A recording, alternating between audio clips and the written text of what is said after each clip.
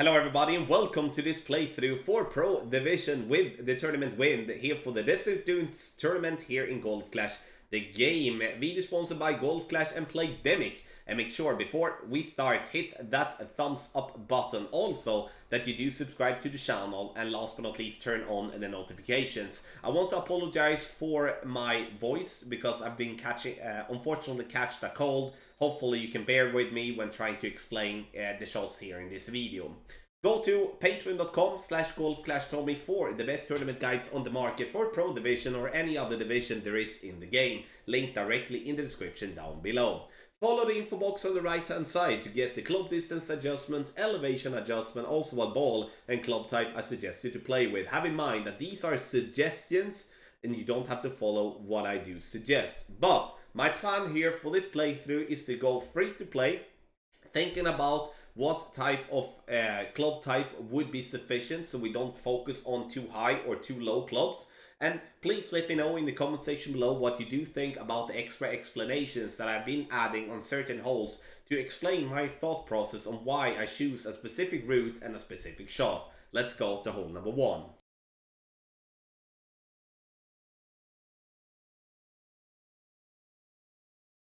For hole number 1, we should be trying to use the driver that gives us at least 6 bars of topspin. And if we don't have 6 bars of topspin, I will explain what to do after we have taken this drive. We look to have the ball guideline pointing in between the 2 bunkers, straight down the fairway. Maximum distance with a 10% over adjustment, and I'm using 6 topspin and 2 bars of side spin to the left. If you do have 6 bars of topspin, you shall not push up to max whatsoever. If you do only play with 4.5 bar topspin, you shall push up to max completely, because that will help you to bounce the same type of way as we're doing here now. Now, 387 yards, and from 387 yards we shall, in that case, be playing 65% slider. But this is a second shot. This is a second shot based on from the yardage mark 374 yard mark, and from 374 yard mark we should be playing 93% slider, 20% over adjustment. So it all depends on if you do get the rollout from the drive or not. It depends on what type of adjustment you are going to play, obviously. So you're going to be all from 370 up to 390 in terms of yard, which is going to be difficult, obviously, to always be spot on. But look to use half a bar of backspin, ball guideline to the hole, and then apply the adjustment that I just explained to you. You will bounce on the fairway, having a high second bounce, and now we are just very unlucky, taking a 360 around the hole. Another day that would have dropped, but that adjustment there that we took the 360 with has been tweaked. That's why I'm saying 374, you play in that case 93% slider, and that is what you're gonna use as a base for hole number 1. Difficult hole to drop consistently, but definitely a very good chance.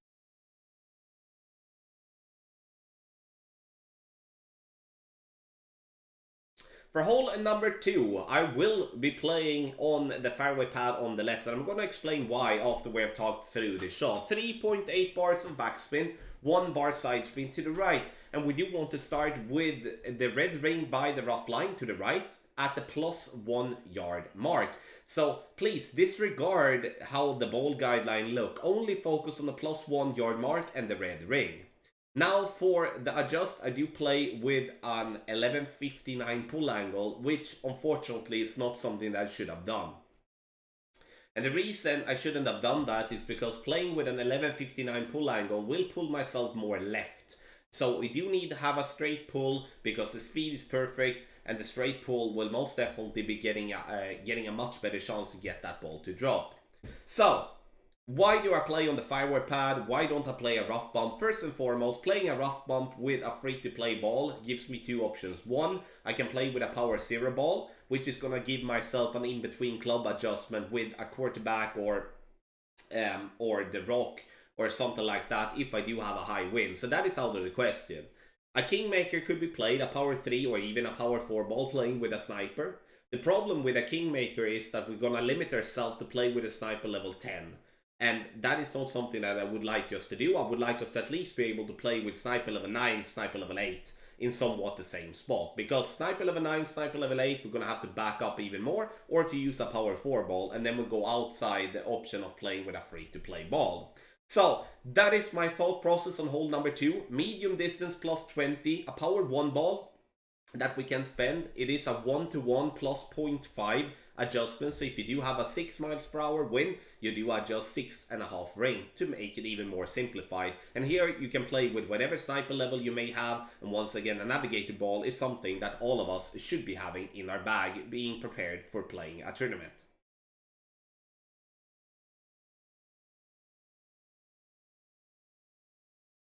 For hole number 3, we have been given a very tough wind. Headwind is most definitely the hardest way to play this hole, especially with underdeveloped clubs. Here I'm playing with XMI level 7 in complete max distance, using 4.5 bar topspin and 3 bars of side spin to the right. Do I want to use a Kingmaker here? No, I do not, but I do have to, as we need to reduce the wind and keep the power, as we are going to continue to try to keep this playthrough free to play. Adjust is gonna be maximum distance plus 10, and then you shall apply overpower. And the trick with overpower here is, like, when you do adjust your shot, you count how many rings you do adjust into overpower, and then when it's time to take the overpower, you add 1 ring extra based on how much you adjust into. So if you adjust into overpower 3 rings, you shall use 4 rings. And the reason I'm going a little bit shorter than what I want to is due to not really applying that method. I'm actually just using the rings in overpower based on how much I adjust into. So we need to add 1 extra ring there. Now we are somewhere between around medium distance of my club. And the tricky part, once again, with this hole here is not that we are going to have a problem catching the funnel, is to having the ball to stay in the funnel. Because now when having headwind and the ball is going to roll as much as it's going to do, we need to compensate with a lot of topspin. Look how far I'm having the ball guideline through the hole, and it's approximately 3 green squares, and that's totally fine. But the problem with the adjustment here is not that we adjust the wrong numbers. We need to either add more topspin, or we need to aim left side of the cup. Why? It's because, once again, the headwind will compress the ball guideline, and the ball will lose speed, and therefore it will miss to the right if we're not compensating properly. Because look, it's not that we're coming in with the speed that is shown by our adjustment with the ball guideline. So we need to either move left of the cup, or need to add a little bit more topspin. I would recommend to move left of the cup because it's easier to handle, especially from that aerial view. And this is going to have to be a drop for you, but I think it's a very valuable lesson when it comes to the compressed ball guideline here, to see what mistake we can do if we are not adjusting and compensating properly for the headwind. Max plus 10 for the drive, minus 10% elevation for the second shot based on your true distance. Depending on the drive, you're going to be either max distance or medium distance of your club, depending on how much use you do have in your shot. Very important knowledge here for hole number 3. So apply the system that I just explained to you, then you will see your ball drop instead of missing right as mine did.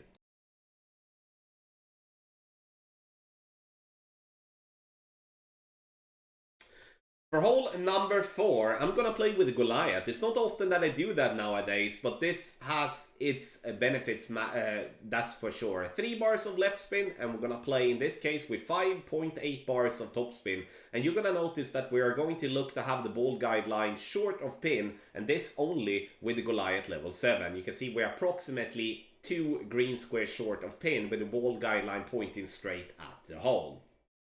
Now, when we do adjust, we shall adjust maximum distance plus 20, and we shall be playing with an 1159 pull angle. And an 1159 pull angle is where we do have the wind arrow not pointing complete north. It should be pointing center left. Should be going center left, and that is an 1159.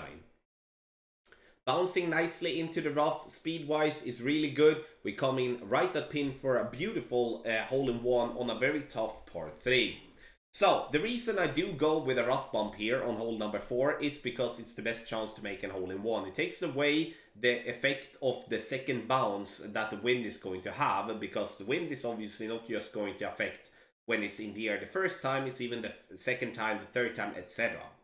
Goliath level 7 has the same accuracy as level 8, which means that we're gonna then play with the top of the yellow ring by the edge of the rough at the +2 yard mark with the ball guideline pointing towards the hole. Goliath level 8 has a better ball guideline, which means that the ball guideline should be just short of hole, but is gonna point longer than Goliath level 7. Those of you playing with Goliath level 9 has a different accuracy than Goliath 8 and 7, but has a better has the same ball guideline as Goliath level 8. So the difference that you do there, as it has a better accuracy, is that you're gonna have a slight gap between the yellow ring and the edge of the rough line, just a slight gap because it's only a minor difference, and still gonna start at the +2 yard mark. So minor things, but that is the difficultness with the Goliath, as we don't have the same accuracy and the ring sizes does change. But there you do have it, a very good and solid option for hole number 4.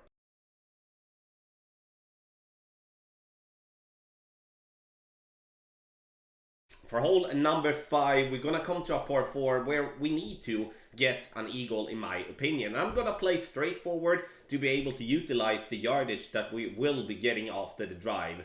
Max topspin, and here I will say regardless on how much topspin you're gonna have, you're gonna use max topspin. Ball guideline straight down the middle, and I'm starting at the +1 yard mark with my extra mile level 8. Adjustment, maximum distance, no elevation. And the thing that we're going to have in mind here is that if we do adjust into overpower, we should be using overpower. If we don't adjust into overpower, we don't use overpower.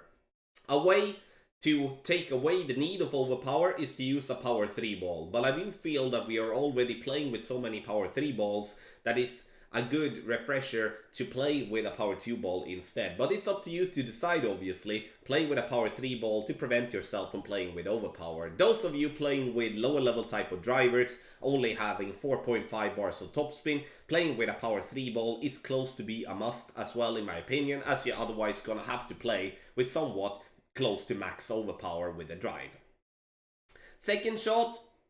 Now we're going to play from the yardage play with the drive. We're going to play 64% slider, 10% elevation. So we're going to go without spin. I always do that on this hole. So no spin, ball guideline to the hole, very important.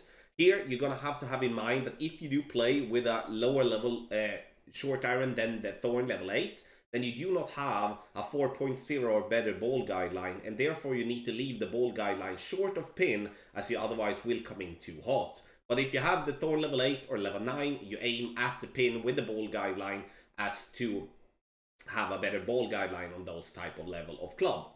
Adjust 2.8 rings, which is once again 64% slider, 10% elevation, right at pin for a beautiful eagle here on hole number 5. Once again, this is going to have to be a must drop, in my opinion, especially that, you know, you will create an advantage for yourself towards your opponent.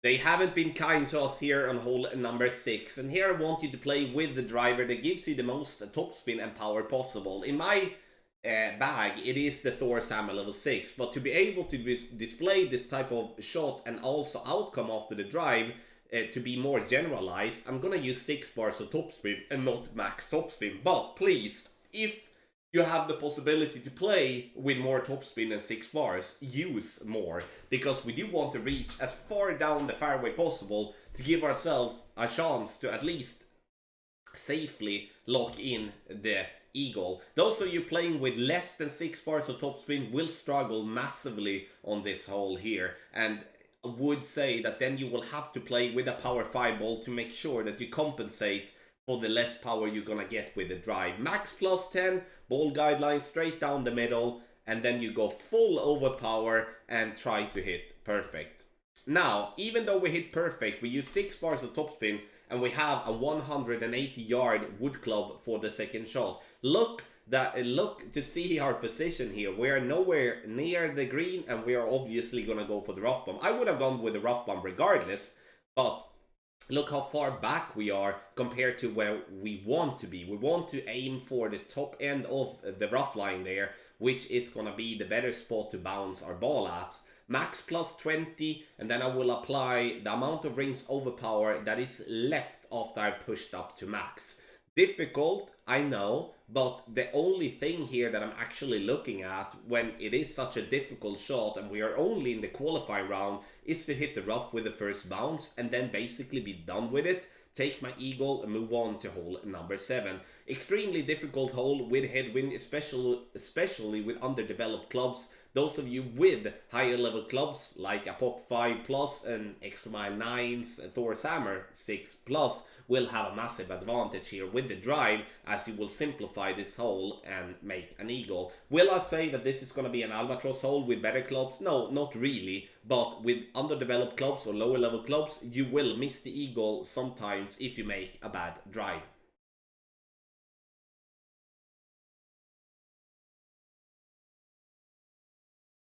For hole number 7, I'm going to give you one rough bump and then we're going to have our opponent's shot where he played on the fairway with a very nice line as well.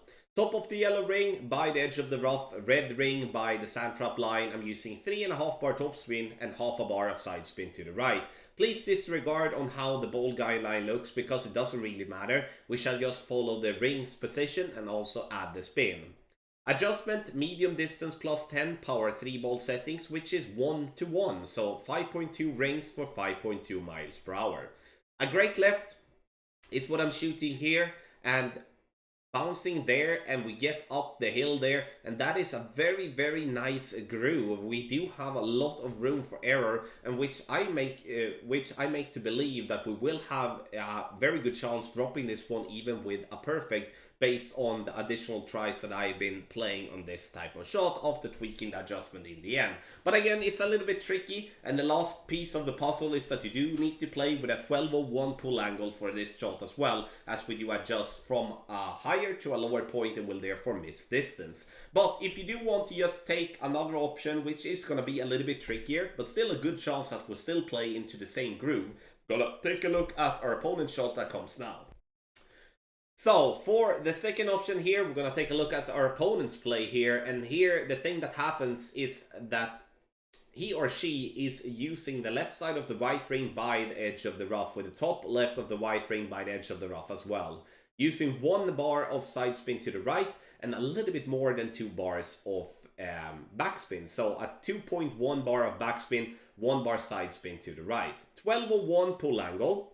And then a 1-to-1 adjustment. So the same adjustment we used in the rough bump. And you see here the ball bounces nicely. And the ball bounces, goes up onto the groove there. And just barely miss on the left hand side. And the reason the ball missed on the left hand side is because the ball is not taking the bounce down from the hill as the opponent wanted it to be. And the reason for that is that our opponent is using some curl. Even though it's an accidental curl, most likely, stay away from the curl, then I think this adjustment is very, very solid. And it comes into the same groove, which gives you some fault margin as we have when we're playing the rough bump. So, 2 options, you decide which one you want to choose. Because again, it might speak towards different play styles. But again, it's 2 free to play options. And both of them good options for an hole-in-one.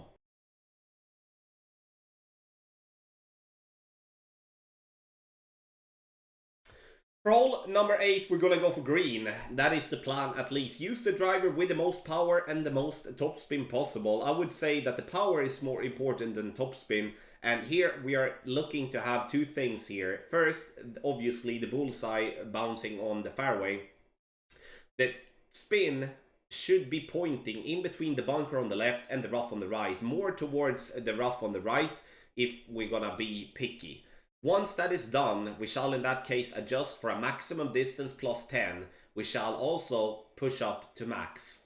Here I would recommend to play this shot if you do have a wind above 7 miles per hour. If you do not have a wind above 7 miles per hour with a berserker ball, then I would recommend you to choose a ball with wind resistance 0, like a snow globe or something like that. I do think that with a 6 miles per hour we can still in somewhat reach over. but it's gonna be on the very, very edge. The plan is to get the ball as far down possible, because now the second shot will give us a straight tailwind towards the pin. And now, using a wedge, it cannot really be much easier, as the wind is going to be in our favor from this spot. Those of you that do not want to play this aggressive shot trying to get the eagle, you can lay up short and take a short down towards the pin. But looking at the different options, I do think that if we're going to generalize it once again, that the general player does have a power 5 ball, the general player does have a driver that will reach over the rough, and then it's down to the execution part with overpower, which it would be the same in somewhat being the risk of not hitting perfect for the second shot playing with a short iron. So that's why I choose the aggressive route here on hole number 8 to lock in the eagle with, for once, a tailwind on a par 4 or a par 5 here in Pro.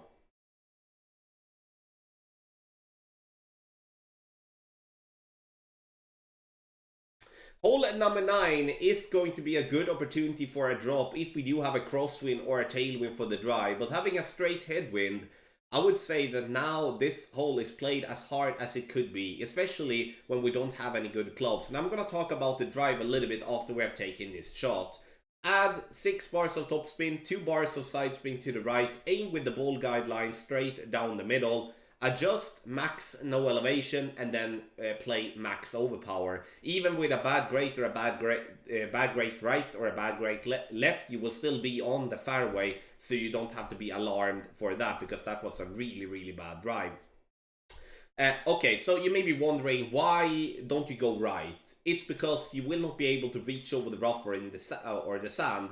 I played the drive to the right 3 times before I decided, no, I'm just gonna play left and play it safe. I've tried a normal shot, I tried a power slice, I think it's called, coming left to right, and ended up into the bunker every single time with XMI level 8. I also played against 2 players, one which had an APOC level 6 and one which had an APOC level 7. Both of them the first one with APOC 6 went into the sand directly. The Apocalypse level 7 went clipping the rough and roll over and be very close to the sand, and that was with max topspin and a power 3 ball. Sure, a power 5 ball might be a better play there, or some type of special ball, but here we play with free to play balls, and having this type of wind here, it's gonna be too much of a gamble playing on the right hand side in my opinion, because the fact is, if you go into the rough or into the sand on the right, you have no chance, I mean no chance, regardless what ball and club you have, to reach for the green in 2. So now we play on the left hand side, we're gonna secure the eagle and give ourselves a slim chance for the albatross. I'm first and foremost here, I'm thinking, should I go for the rough bump? But again, if I'm gonna play this one safe, I'm gonna play this one safe all the way through. I'm not gonna try to go with a slim rough bump where just a minor fault in my adjustment will make me go into the sand or maybe miss the rough and go into the rough on the back. But just to display, there is a spot to play if you want to play aggressive. But we also have to think, this is a qualifying round. We're looking to qualify. We have enough chances to drop by playing it just conservative. So I play with backspin, I play with 2 bars of side spin to the right. I play with max plus 25, half a ball of curl to the right. And the curl is just an estimation, as a guess, because I cannot aim closer towards the pin with the backspin that I'm having. So, and it rolls and will come in very close. Do I expect this one to drop? No, not really. I expect it to be on the green for a safe eagle pot, but here at least you have my thought process on hole number 9. A Berserker ball is still a free to play ball and can be used. If you do want to play with a lower level type of ball, you can do so as well. It's just that you have to modify the second shot and just play it even more conservative, maybe a bit more left and a bit more curl to the right, and you know, just take the eagle. So that is what we're looking for, unfortunately, on hole number 9 with a very bad wind. Thank you so much everybody for watching this playthrough for Pro Division with the tournament win for the qualifying round here in the Desert Dunes tournament for Golf Clash the Game. Make sure that you do get the Ultimate Tournament Guides, new month, March a month, a lot of value. Link directly to patreon.com/golfclashtommy is in the directly in the description down below. Video sponsored by Golf Clash and Playdemic. Thank you for watching and good luck in your Golf Clash game.